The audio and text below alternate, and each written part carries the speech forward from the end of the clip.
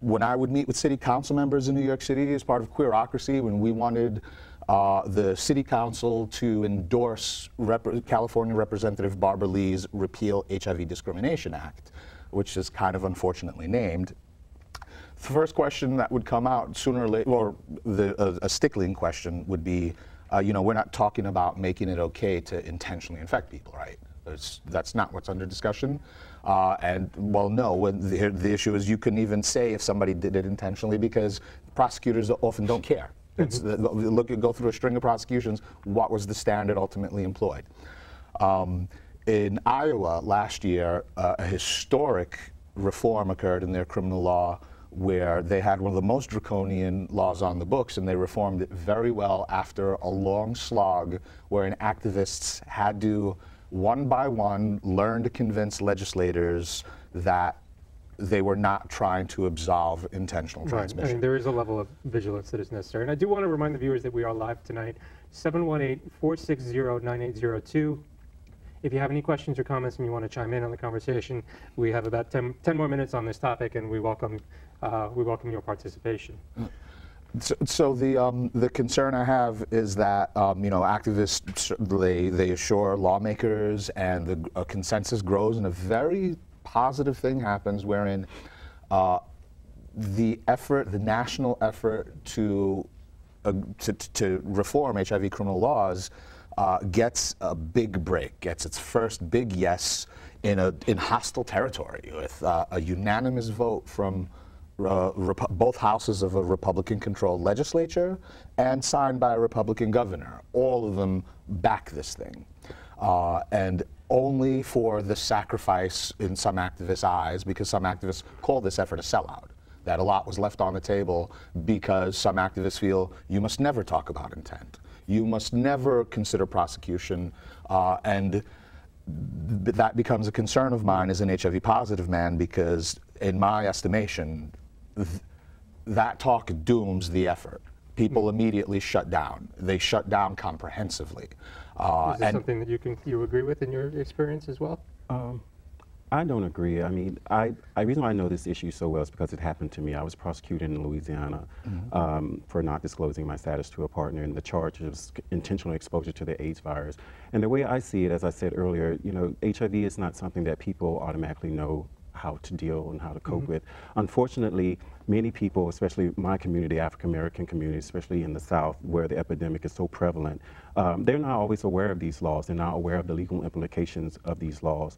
And the problem is, these laws are impacting the community of people, a population of people who are already dealing with barriers, you know, facing that adversity, dealing with disparities. And it's unfortunate that there are laws that work against them, you know, and creates undue hardships, makes them sex offenders. You know, in the state of Louisiana, I'm a registered sex offender, and still is for 15 years here in the U.S. And also, you can go to prison up to 30 years. And then you become a convicted felon. And so these just create and add more labels to people that are already marginalized. Whether you use drugs, whether you're a sex worker, whether you have immigration violations, or whatever. If you're a person living with HIV and you have, you know, fallen these issues, you're going to have more hardship added to your life. And this is not the way. I don't think this is public health's way of solving this issue around HIV.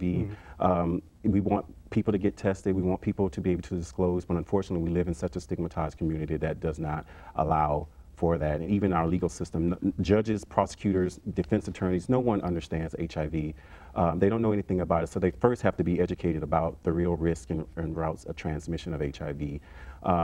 And then secondly, they need to understand the legal implications of these laws and how they really affect a person's life. And so we're basically prosecuting people or criminalizing them for just living with HIV, whether there's real risk or not. And that's what's unfortunate. They're not looking at, you know, I feel like there are different elements that need to be examined. Is this person on treatment? And if they're on treatment, do they have an undetectable viral load? You know, based on the law, just because you are HIV positive, it's enough to, and you don't disclose it, it's enough to say that that's intent to harm someone. And that is not true. That is simply not true. How can you tell what someone's intent is just based on something that they can't change within them? And I think that in itself is a very unjust way of dealing with this epidemic. And, you know, we can't do prevention and prosecute people at the same time. I mean, you gotta do one. And if we want to eradicate this epidemic, if we want to help people and support people living with HIV, then these laws are a barrier to doing that. They don't help. It puts fear in people to get tested, because once you're tested and you find out that you're positive, then who's to say that someone from your past could come up and say, oh, well, you didn't tell me, then they have grounds to prosecute you. So the only defense is if you don't know that you're HIV positive. And people should know their status, and they should not be afraid to know that status and live with that status under these laws that exist today. I'd frankly like to address the talking point that's often bandied by the rest of the movement, because it's a very dangerous one, this take the test and risk arrest mantra. I don't think it's a great shield to ultimately hide the argument of, because the argument ultimately becomes, should no one ever, under any circumstances, be prosecuted, no matter how much intent they've proven? If they've declared, I want to infect people, and established they genetically tested have in fact infected a number of people, there are activists who say it still doesn't matter, they should never be prosecuted, we got to abolish prisons. It's a long list of more abstract political goals.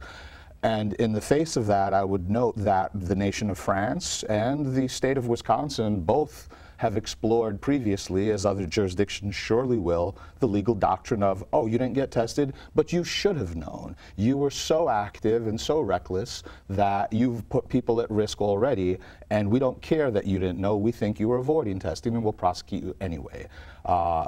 That's a dynamic that could very easily grow as well, because HIV is the first hyper-fatal transmissible illness that created modern healthcare activism. Is people living with it declared, we're not going into a cage, we're not going into quarantine. The Denver Principles announcing and decreeing that matrix of self-empowerment included social responsibility. HIV negative people have a 100% personal responsibility to protect themselves, but HIV positive people have a 100% personal responsibility to not infect anybody else. And that bargain is implicit in the Denver Principles and in the origins of HIV activism. So.